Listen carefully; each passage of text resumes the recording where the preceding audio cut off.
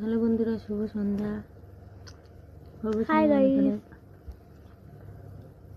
শুভেচ্ছা ভালোবাসা রইল। খুব খিদে পেয়েছে, কি খাবো বুঝতে পারছি না। দেখো আম খাচ্ছি।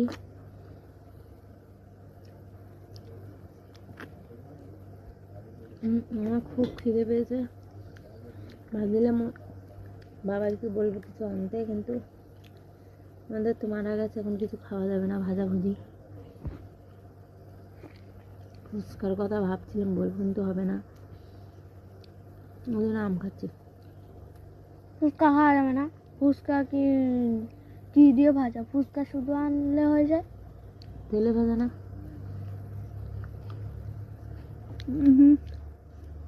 তেলে ভাজা তো আমিও খেয়েছি। ভাই কেমন আছো? আর আমাদের মধ্যে কে কে এখন আম খাচ্ছে কমেন্ট করবে।